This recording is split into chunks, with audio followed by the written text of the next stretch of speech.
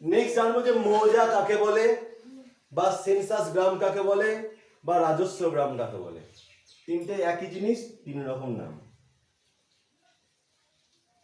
মৌজা, সেন্সাস গ্রাম আর রাজস্ব গ্রাম। মৌজা আমরা জানলাম যে শাসনের ক্ষেত্রে প্রশাসনিক একটা ছোট্টতম একক হচ্ছে মৌজা, ঠিক আছে, বা এই যে গ্রাম এটাকেই বলা হয় মৌজা। বলবি না কোন প্রশ্ন আছে? আচ্ছা, এই যে আমরা গ্রামে বাস করি, মান্দ্রাকে দেখি বলা হয় মান্দ্রা মৌজা, তাই বলে না? তাহলে মানছাড়া মৌজা, যোধপুর মৌজা এরকম বলে। এই যোধপুরে কিন্তু একটা ব্যাপার আছে, আমি একটু পরে বলছি, এটা বোঝানোর জন্য বলবো। সেন্সাস গ্রাম কাকে বলে? এই একই জিনিস, এই মৌজাকে সেন্সাস গ্রাম বলে। কেন না, মৌজা ধরে ধরে জনগণনা করা। সেন্সাস মানে জনগণনা করা, ঠিক আছে? তাহলে মৌজা ধরে ধরে জনগণনা করা হতো, তাই গ্রামকে বা মৌজাকে বলা হয় সেন্সাস গ্রাম। বোঝা গেছে? কোন কঠিন আছে? আচ্ছা, রাজস্ব গ্রাম কাকে বলে? পঞ্চায়েতে দেখবি একটা কর্মচারী থাকে, সে প্রত্যেক গায়ে এসে ট্যাক্স আদায় করতে যায়, তাই না?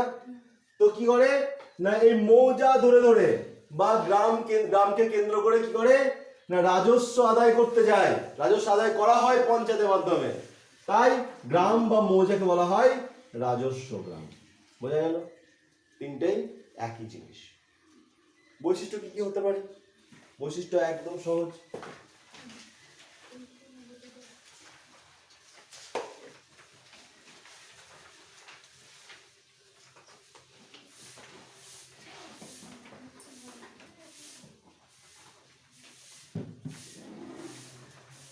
একটা হচ্ছে ধরো ক্ষুদ্রতম একক,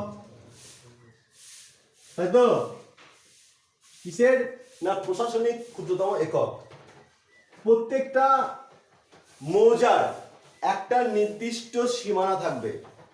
প্রত্যেকটা জেলা যেমন থাকে, তুই যখন বাড়ি যাস তখন দেখতে পাচ্ছি এখানে মুর্শিদাবাদ শেষ হয়ে গেল, তারপরে বীরভূম স্টার্ট। তেমনি প্রত্যেকটা মৌজার একটা কি থাকে, নির্দিষ্ট সীমানা থাকে। তাহলে স্যার গ্রাম আর মৌজার তফাৎটা কোনখানে আছে? তফাৎ সেটাই বোঝাবো। দেখো, এইটা ধরো, এটা ভালো করে বুঝতে হবে, কিন্তু অনেকে গুলিয়ে ফেলে। ভালো করে বোঝ, ভিডিওতে মন দিস না রে। এইটা ধরো একটা মৌজা, ভালো করে বুঝবি কিন্তু। এই এইটা একটা মৌজা।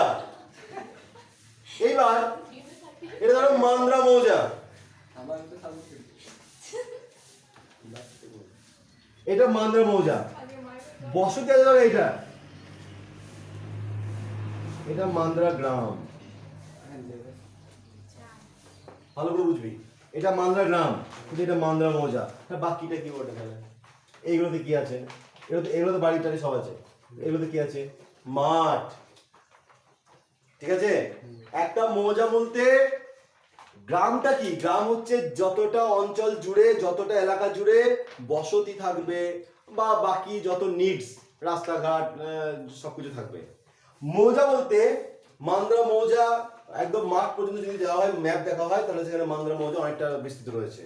প্রত্যেকটা মাঠে কিন্তু দুটো মৌজার সীমানা পাওয়া যাবে, বর্ডার পাওয়া যাবে। বুঝতে পারলাম?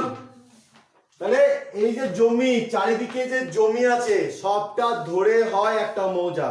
গ্রাম আর মৌজার এইটুকুই তফাৎ। এবার দেখো, মৌজা দেখি ক্ষুদ্রতম একক। 2 নম্বর বৈশিষ্ট্য কি? প্রত্যেকটা মৌজার একটা নির্দিষ্ট সীমানা থাকবে। 3 নম্বর কি না, মৌজাতে জনবসতি থাকবে, আবার নাও থাকতে পারে। এই যে এখানে আছে নাই। আবার আমাদের কাছাকাছি একটা মৌজা আছে যেখানে জনবসতিই নাই, কিন্তু মৌজা আছে। লাঙলহাটা বিল, লাঙলহাটা গ্রাম নয়, লাঙলহাটা গ্রামের পাশে লাঙলহাটা বিল বলে একটা মৌজা আছে। বিল আছে, বাড়ি নাই, ঠিক আছে? আচ্ছা, নেক্সট বৈশিষ্ট্য হচ্ছে তোমাদের একটা করে জেল নম্বর থাকবে।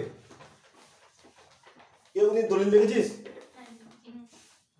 একটা জেএল নম্বর থাকে, প্রত্যেকটা মৌজার একটা জেএল নম্বর থাকবে, বুঝতে পেরেছিস? আর প্রত্যেকটা মৌজার একটা নির্দিষ্ট ম্যাপ থাকবে। ম্যাপ, ওই যে ম্যাপগুলো সেই আমিনরা এনে মাপে না, ঠিক আছে? আমরা কিছু বুঝবাই না, ভুলিয়ে নিল না ঠিক মাপলো সেটা তারাই জানে, ঠিক আছে? তো এই প্রত্যেকটা গ্রামের বা মৌজার একটা করে ম্যাপ থাকবে, আর একটা মৌজাতে একাধিক গ্রাম থাকতে পারে। আমি এখানেই বলছিলাম একটা মৌজাতে একাধিক গ্রাম থাকতে পারে।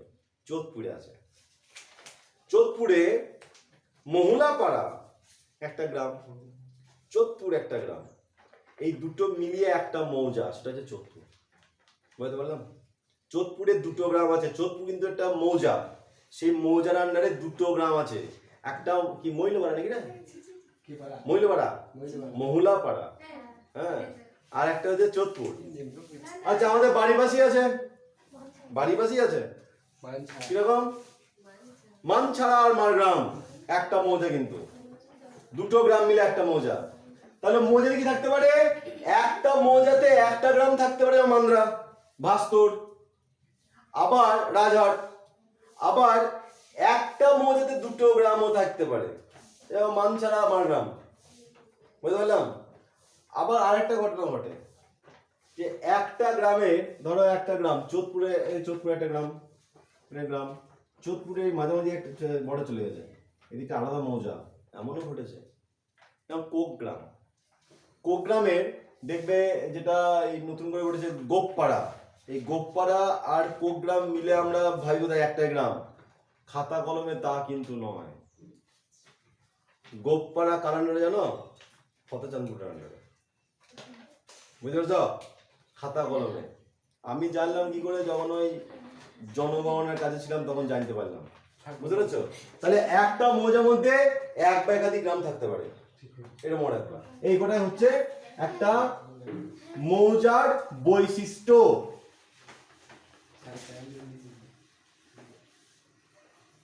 এবার সেন্সাস গ্রামের মানদণ্ড কি কি, মানে একটা গ্রামকে আমরা কখন সেন্সাস গ্রাম বলতে পারি, কি কি বৈশিষ্ট্য থাকবে?